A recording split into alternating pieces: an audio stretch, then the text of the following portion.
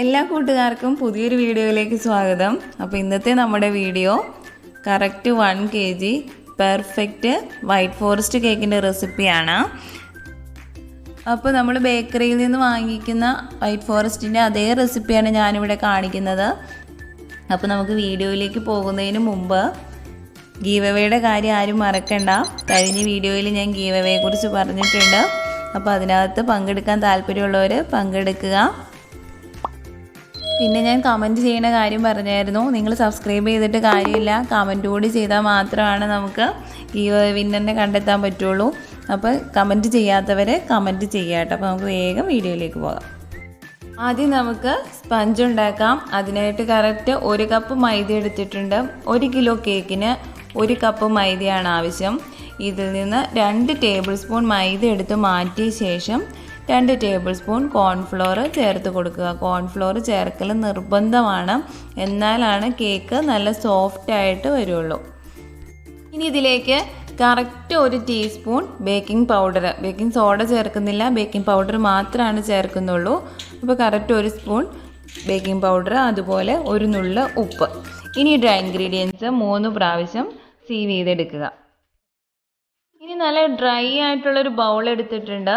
ഇതിലേക്ക് 5 മുട്ടയുടെ മുട്ട വെള്ളയും മുട്ട മഞ്ഞയും സെപ്പറേറ്റ് ചെയ്ത ശേഷം മുട്ട വെള്ള ഈ ബൗളിലേക്ക് ഇട്ട് കൊടുക്കുക. എടുക്കുന്ന പാത്രങ്ങളെല്ലാം നല്ല ഡ്രൈ ആയിരിക്കണം കേട്ടോ, എന്നാലാണ് മുട്ട നല്ല ഫ്ലഫി ആയിട്ട് കിട്ടുള്ളൂ.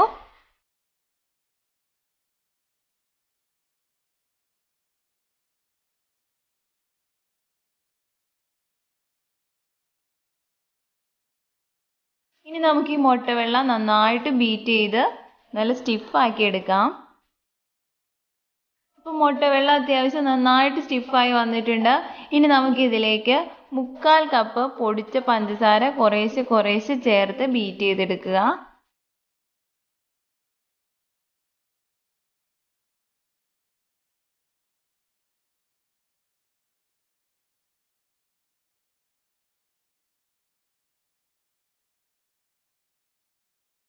ഇനി ഇതിലേക്ക് മുട്ടമഞ്ഞ ഓരോന്നായി ചേർത്ത് ബീറ്റ് ചെയ്ത് നന്നായിട്ട് ഫ്ലഫി ആക്കി എടുക്കണം.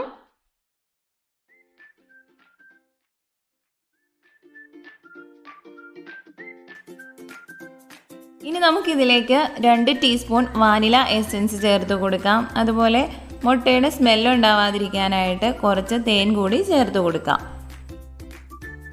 ഇനി ഡ്രൈ ഇൻഗ്രീഡിയൻസ് ഈ രീതിയിൽ കുറേശ്ശെ ചേർത്ത് കൊടുക്കുക. ഒരുപാടായിട്ട് ചേർത്ത് കൊടുക്കരുത്, നമ്മുടെ മുട്ടയുടെ മിക്സ് താന്നു പോകും. അതുകൊണ്ട് കുറേശ്ശെ ചേർത്ത് കൊടുക്കുക. എന്നിട്ട് ലോ സ്പീഡിൽ ജസ്റ്റ് ഒന്ന് മിക്സ് ചെയ്തെടുക്കുക കേട്ടോ. ഇനി ഇതിലേക്ക് 1/4 കപ്പ് സൺഫ്ലവർ ഓയിൽ കൂടി ചേർത്ത് മിക്സ് ചെയ്തെടുക്കുക. ഓവർ ബീറ്റ് ആകരുത്.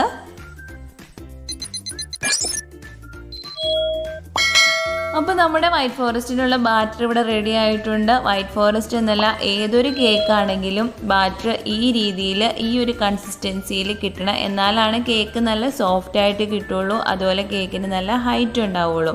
ഇത് ഞാൻ സ്ക്വയർ ആയിട്ടുള്ളൊരു മോൾഡിലേക്ക് ആക്കി കൊടുത്തിട്ടുണ്ട്. ഇനി ഒരു ടൂത്ത് പിക്ക് വെച്ച് ജസ്റ്റ് ഒന്ന് ലെവൽ ചെയ്ത് കൊടുക്കുക. എന്നിട്ട് 2-3 പ്രാവശ്യം ടാപ്പ് ചെയ്തെടുക്കുക. എന്നിട്ട് 200 ഡിഗ്രി ടെമ്പറേച്ചറിൽ 10 മിനിറ്റ് പ്രീഹീറ്റ് ചെയ്ത ഓവനിലേക്ക് 150 ഡിഗ്രി ടെമ്പറേച്ചറിൽ 40 മിനിറ്റ് കേക്ക് ബേക്ക് ചെയ്തെടുക്കുക. അപ്പോൾ നമുക്ക് നല്ല സോഫ്റ്റ് ആയിട്ടുള്ള സ്പഞ്ച് കിട്ടിയിട്ടുണ്ട്. ഞാനിത് 3 ലെയറായിട്ട് കട്ട് ചെയ്തെടുത്തിട്ടുണ്ട്. അപ്പോൾ ഇനി നമുക്കിത് ഐസിങ് ചെയ്യാനായിട്ട് നോക്കാം. ഞാനിവിടെ റിച്ചിൻ്റെ വിപ്പിംഗ് ക്രീമാണ് എടുത്തിട്ടുള്ളത്. കറക്റ്റ് 5 മിനിറ്റ് ബീറ്റ് ചെയ്ത ശേഷം ഒരു പൈപ്പിംഗ് ബാഗിലാക്കി കൊടുത്തിട്ടുണ്ട്. ഇനി നമുക്ക് ബേസിൽ അല്പം ആക്കിയ ശേഷം ഫസ്റ്റ് ലെയർ വെച്ച് കൊടുക്കാം. ഇനി ഷുഗർ സിറപ്പ് വെറ്റ് ചെയ്ത് കൊടുക്കുക. ഷുഗർ സിറപ്പ് അത്യാവശ്യം നന്നായിട്ട് വെറ്റ് ചെയ്ത് കൊടുത്താലാണ് നമ്മുടെ കേക്ക് നല്ല മോയിസ്റ്റ് ആയിട്ടിരിക്കുകയുള്ളൂ. അതിനുശേഷം നമുക്ക് വിപ്പിംഗ് ക്രീം ആക്കി കൊടുക്കാം. അതുപോലെ ഏതൊരു കേക്കാണെങ്കിലും ഐസിങ് ചെയ്ത ശേഷം കുറഞ്ഞതൊരു 4 മണിക്കൂറെങ്കിലും ഫ്രിഡ്ജിൽ വെച്ചതിന് ശേഷം കട്ട് ചെയ്യാൻ ശ്രദ്ധിക്കുക. എന്നാലാണ് നമുക്ക് കടയിൽ കിട്ടുന്ന ആ ഒരു ടേസ്റ്റിൽ കേക്ക് കിട്ടുള്ളൂ. ഇനി നമുക്കിതിലേക്ക് കുറച്ച് വൈറ്റ് ചോക്ലേറ്റ് ഗ്രേറ്റ് ചെയ്തിട്ട് കൊടുക്കാം.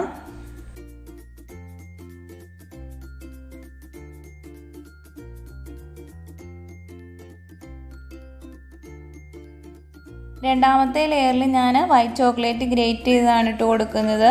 ഓപ്ഷണലാണ്, നിങ്ങൾക്ക് വേണമെങ്കിൽ സ്ട്രോബെറി ക്രഷ് ആക്കി കൊടുക്കാവുന്നതാണ് കേട്ടോ.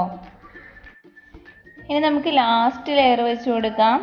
നമ്മൾ ഏറ്റവും മുകളിൽ വയ്ക്കുന്ന ലെയർ ഏറ്റവും താഴത്തെ ലെയർ ആയിരിക്കും കേട്ടോ. എന്നാലാണ് നമുക്ക് കേക്കിന് നല്ലൊരു ഷേപ്പ് കിട്ടുള്ളൂ. ഇനി നമുക്ക് കേക്ക് ഒന്ന് ക്രം കോട്ട് ചെയ്തെടുക്കാം.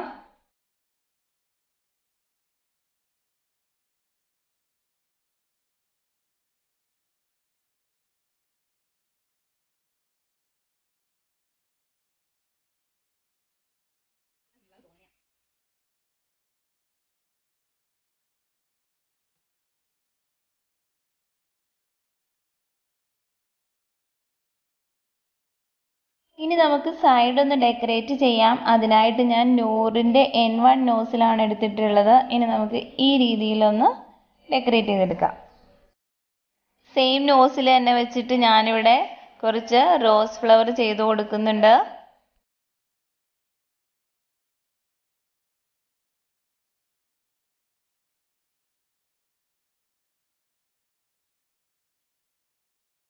ഇനി ഞാൻ അല്പം ഗ്രീൻ കളർ ചേർത്ത വിപ്പിംഗ് ക്രീം കൊണ്ട് ഇതുപോലെ ലീഫ് ചെയ്ത് കൊടുക്കുന്നുണ്ട്.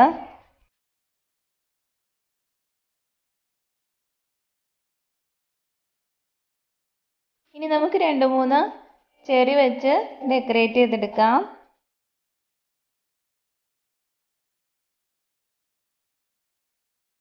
അടുത്തതായിട്ട് കുറച്ച് വൈറ്റ് ചോക്ലേറ്റ് ഗ്രേറ്റ് ചെയ്ത് ഞാൻ ഫ്രിഡ്ജിൽ വെച്ച് തണുപ്പിച്ചെടുത്തിട്ടുണ്ട്. ഇനി നമുക്ക് ഈ രീതിയിൽ കേക്കിൻ്റെ മുകളിലായിട്ട് ഇട്ട് കൊടുക്കാം.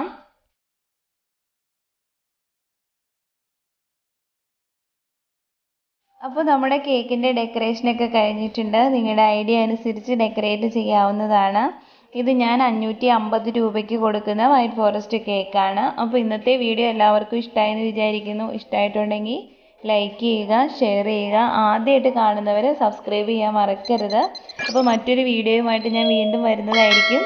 ബൈ.